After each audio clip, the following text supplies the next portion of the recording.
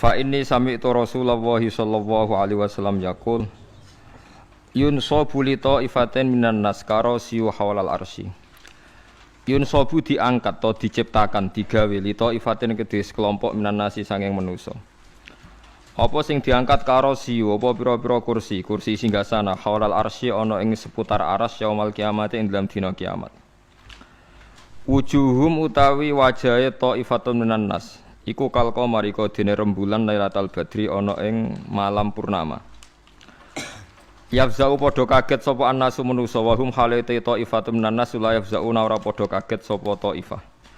Wa yakhafulan padha kuwatir sapa annasu manusa wa hum halate ta'ifah tiang-tiang sae wa iku la yakhafun.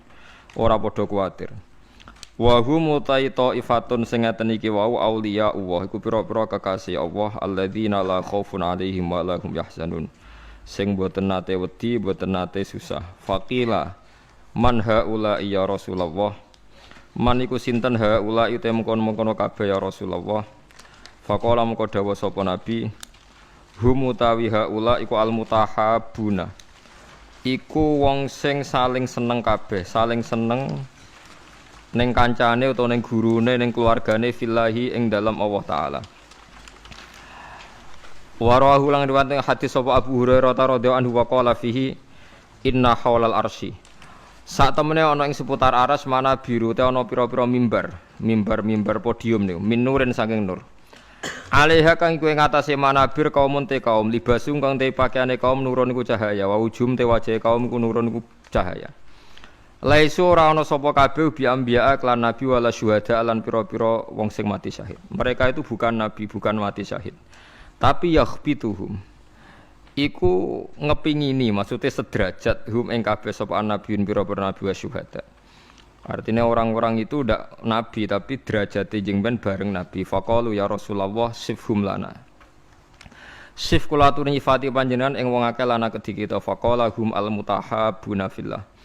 Hum ta kabeh almutahabuna sing saling seneng kabeh fillah ing dalam Allah. Wong-wong sing seneng Allah banget, kekancan faktore seneng Allah, wal mutajalisuna lan sungking lungguh-lungguhan kabeh. Berteman duduk, berteman jagongan kabeh fillahi ing dalam Allah.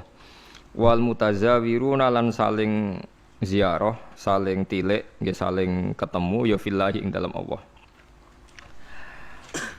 Dados niki kula namung maos niki jenengan kitab niki hadiah nggih jenengan beto mawon. Mungkin seumur-umur maca nggih niki wonten ajaran nggih terus. Nggih ora kok terus sampai mati nggih mboten nggih mesti mati nggih kapan-kapan nggih mati nggih biasa. Tapi kula niku wingi-wingi jan kepikiran nggih kula kepikiran supados saya ngaji itu kan mulai 2004. Cuma sing ngaji teng mriki terbuka mulai 2005 pinten. Jelas niki tajdidun niat bahwa pertemanan kula jenengan niku kabeh napa fillah. Insyaallah nak pertemanan iki fillah jeung ben jenengan diberi satu mimbar yang semuanya serba nur. Itu nggih niku tiang-tiang sing kekancan krana napa? Allah. Mun jenengan ngandel kula, kekancan krana Allah iku mboten kudu sedekah teng kula, hormat kula mboten. Misale sing seneng sedekah nggih angsal. Sing mboten seneng nggih angsal nak pertimbangane Islam. Misale timbang dhuwit tak kena Gus Bak wis sugih tak kena bojoku wae sing melarat. Itu nggih Islami, paham nggih? Paham nggih? Niku nggih napa? Islami. Sementing aja krana medhit, dhuwit tak kena Gus Bak iman, tak kena bojo iman, tak kena anak iman, tak kena mbah iman. Itu bodho nanti pun keliru banget. Niki penting kula aturaken, kula akhir-akhir ini sering napa nggih, sering ngipi, sering pancen susah. Kula nganti sakniki susah kula teng donya iku sitok nggih. Maksiat itu menciptakan ekonomi. Jadi kula niku seneng ibadah teng donya namung haji. Mboten seneng haji, seneng sistem ibadah haji. Niki logikanya gini, misalnya ada doli sebelum ditutup. Kalau ada komplek prostitusi itu artinya kan transaksi seksnya juga bayar. Nanti di seputar situ ada bakul mie. Mungkin taksi malam-malam yang nganterkan hidung belang. Nanti mungkin seputar situ juga laris. Macam-macam. Makanya itu yang diwawancarai di Keramat Tungkak dulu di Jakarta itu lucu. Ada bakul mie itu orangnya soleh. Dia ya tidak pernah zina, ya tidak pernah apa-apa, tapi dia bakul mie seputar situ. Ketika ditutup ditanya, kamu susah ya? Susah sekarang sepi. Itu kan lucu. Jadi Jadi jangan kira Anda yang tidak berzina itu terus tidak memberi kontribusi. Mungkin kita supir taksi atau supir becak. Paham ya? Mungkin kita punya warung seputar situ yang larisi ya orang-orang yang mau ke situ. Jadi sing iso nandingi niku namung haji. Haji itu satu-satunya ibadah sing iso nandingi gemerlap ibadah maksiat. Orang datang ke Las Vegas itu hanya berapa? Yang datang ke Hollywood hanya berapa? Tapi kalau yang datang di haji itu melibatkan ada hotel, ada catering, uangnya triliunan. Yang dikorupsi di Indonesia saja napa? Triliun. Artinya satu ibadah yang ibadah tapi nyiptakno napa? Ekonomi. Selama ini ekonomi itu masih kalah dengan maksiat. Ayo penjualan tasbih mbek kondom kathah pundi. Yang bisa nandingi itu hanya napa? Haji. Bahkan saya diceritani teman-teman itu yang hidup, yang sekolah di Italia itu. Vatikan itu paling susah itu mikir haji karena kota suci Roma itu tidak serame apa Ka'bah. Sama padahal agama Kristen itu lebih banyak. Artinya orang Kristen lebih banyak, lebih mapan. Tapi kok tetap rame Ka'bah guys, soalnya Ka'bah kok rame Ka'bah. Itu tidak hanya musim haji. Misa yang suci di Vatikan saja masih rame umroh. Enggak usah ditandingi haji, baru dengan umroh aja tidak bisa. Bahkan penerbang-penerbang dari Inggris dari mana-mana itu nggak bisa membayangkan kalau di dunia ini tidak musim haji, karena surplusnya para pebisnis pesawat itu ya pas musim haji. Itu kan banyak tuh yang pesawat dari Prancis, Inggris terus dikelapi Garuda, dipiloti Prancis berangkat, tapi tetap supirnya saking budi Prancis. Lalu sadaqallahul azim ketika Allah dawuh ja'alallahul ka'batal Baitul Haram qiyamal linnas. Allah mboten dawuh qiyamal lil mukminin tapi qiyamal linnas. Jadi Ka'bah itu akan diciptakan Allah sebagai qiyamal linnas, saka gurune manusa. Karena sekarang sistem perdagangan di dunia itu termasuk faktor hidup itu karena musim haji dan apa? Umrah. Lalu itu kita harus syukur. Ada ibadah sing ngasilno apa? Duit. Karena banyak maksiat yang sudah menghasilkan apa? Duit. Jadi kula suwun jenengan seneng kula seneng jenengan kabeh menapa fillah. Fillah iku pokoke kabeh perhitungane faktor Allah Subhanahu wa taala. Niki sing terakhir kula tutup ngangge ilmu akidah nggih, masalah niki mawon. Nomor kalih itu hanya ulama yang tahu kenapa kita mencintai Allah. Dan ini saya tidak bikin-bikin. Saya berkali-kali belajar kitab kados Bukhari, Muslim, mulai hadis sahih sampai sing dhaif sampai setengah maudhu sampai hadis enggak jelas mbah maudhu mbah napa sahih. Tapi kata Imam Ghazali ngendikan begini dan saya percaya karena ini real nyata. Wa a'dhamu sampai saya hafal karena makalah ini dikutip Abu Hasan Asyadili. Semua ulama mengutip makalah ini. Wa a'dhamu ulumil Quran fi asma'ihi ta'ala. Jadi saka guru ilmune Quran namung setunggal ketika mensifati Allah saja, ada katanya saja. Lainnya itu karena menjelaskan manusia. Misalnya begini, ini contoh gitu, terutama kanca-kanca sing hafal Quran.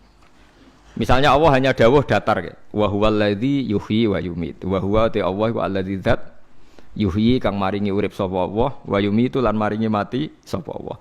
Wa huwal ladzi yuhyi wa yumit.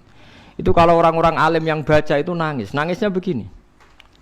Ketika sudah ada manusia begini, ada Mustafa, ono Ruhin, ono manusia-manusia ngeten iki. Terus kita akan bilang, manusia iku iso urip nak nganggo jantung, nganggo paru-paru. Manusia iso urip nak uteke gak remek, gak dikelindes truk. Nak jantungnya oke itu benar. Karena sudah kadung jadi begini. Tapi ini ilmu yang ditopang adat karena manusia ya sudah begini maka hidupnya butuh jantung, butuh paru-paru. Tapi itu ilmu kesekian. Hakikate iku ra ilmu iku hakikate ra ilmu. Yang kita lihat manusia urip iku butuh jantung, butuh paru-paru. Itu udah ilmu. Itu yang kita ketahui. Paham nggih? Tapi nak hakikate ilmu ya namung setunggal. Allahu la ilaha illa huwal hayyul qayyum. Ya Allah iku sing dadi ilmu. Artinya ngene, ketika Allah gawe manusa saka pasir, ora ana jantunge, ora ana paru-parune, ora ana unsur kehidupane. Pertama manusia diciptakan dari apa? Tanah kan? Tanah itu tidak ada jantungnya, tidak ada paru-parunya, tidak ada unsur kehidupannya. Tapi Allah bisa, wa huwal ladzi yuhyi. Karena Allah memang bisa menghidupkan. Nah, pentingnya ilmu ini penting nanti setelah kita mati jadi tanah. Kita tidak pernah janggal bagaimana Allah cara menghidupkan. Karena kita mensifati Allah bisa menghidupkan zaman kita berupa tanah. Maka Allah akan mudah lagi setelah kita jadi tanah. Allah ya akan mampu menghidupkan lagi. Lah kita ini dididik orang kafir atau orang sekuler untuk percaya paru-paru jantung. Terus percayanya kenemen rendah. Sesuai orang Islam diam-diam ya melok mamang pisan. Mosok wis mati suwi-suwi tangin neh carane piye lha iku musibah. Napa musibah. Lah saya itu berkenalan dengan jenengan hanya punya kepentingan itu supaya iman-iman yang faktor Allah itu hidup lagi. Ya iman-iman faktor Allah napa hidup lagi. Kita bilang kalau kita tidak makan mati itu yang kita ketahui, tapi itu udah ilmu. Kita nggak akan ngomong bisa hidup itu dengan paru-paru jantung itu yang kita ketahui, tapi itu tidak ilmu. Yang benar-benar ilmu ge wa huwallazi yuhyi wa yumiit. Paham tinggal maksudnya? Lah itu pentingnya kenal ulama. Lah kalau kamu begitu berarti benar-benar mencintai Allah karena Allah kamu zat yang super, yang luar biasa. Nah tapi nak nyifati Allah kaya wong awam. Carane urip piye tanpa jantung? Padha karo kene nakoki pangeran. Ndak iso tenan Gusti jenengan kula urip tanpa napa? Pangeran mbok takoki ngono. Itu kan. Lah itu termasuk al-mutahabbina fillah, orang yang mencintai ulama karena ulama lah yang bisa memuji Tuhan. Mane tiang Yahudi, tiang Nasrani dikritik Allah wa ma qadaruhu haqqo napa qadri. Mereka tidak bisa menghormati Allah dengan sepenuh-penuhnya sifat Allah. Karena mereka sering mengukur kekuasaan Allah ambek yang mereka lihat. Nggih, ambek yang mereka napa? Lihat. Mulane gejolkane Quran anggo jelek wong Yahudi. Orang Yahudi itu meyakini Isa itu anak zina karena Maryam tanpa bapak kok punya anak berarti anak napa? Zina. Terus cari pangeran anggota wong Yahudi jarene cerdas pikir kok. Cara pangeran yo gampang. Inna masalah Isa inta wahi kama salin Adam. Nak Isa iku mokal mergo tanpa bapak kudune wong Yahudi luwih ingkar anane Adam. Adam malah tanpa bapak, tanpa ibu. Lah ya iku pentingnya ngaji. Ngaji ku sono pembanding. Dadi kowe nak dewa-dewakno yang Anda ketahui, Anda akan jadi kafir. Meskipun enggak kafir yang terang-terangan tapi kafir diam-diam perkarane meragukan kekuasaane napa? Allah. Dadi mulane kula niku kan delok wong nggih bingung. Aku nak ra umume wong jare ra pinter, nak kaya umume wong dadi setengah kafir. Ya memang repot jadi ulama tapi harus berani ngomong. Nah, itu tadi makanya Imam Ghazali bilang Quran ilmu tertinggi itu ketika hanya nyifati Allah. Kata wa huwallazi yuhyi wa yumiit. Allah bisa menghidupkan tanpa syarat. Wa yumiit ya tanpa syarat. Jadi ya begitu. Misalnya begini bedanya ya. Saya bisa hidup kan karena makan, karena minum. Tapi orang Islam disuruh yakin ada makhluk Allah di sana yang kita tidak tahu, namanya malaikat. Itu hidupnya jutaan tahun tanpa makan, tanpa minum. Itu kalau ulama langsung tahu. Kita dengan malaikat tidak ada bedanya. Artinya kalau Allah bikin Jibril butuh makan ya bisa. Kita dijadikan kayak malaikat tanpa makan, ya bisa. Karena ujung-ujungnya keputusan tertinggi. Malaikat rah butuh mangan ngono iku ya ora krana saktine malaikat tapi krana kersane Allah. Kita digawe lemah ngene iki ya ora krana kita lemah ya mergo kersane Allah. Itu disebut napa wa huwallazi yuhyi wa yumiit.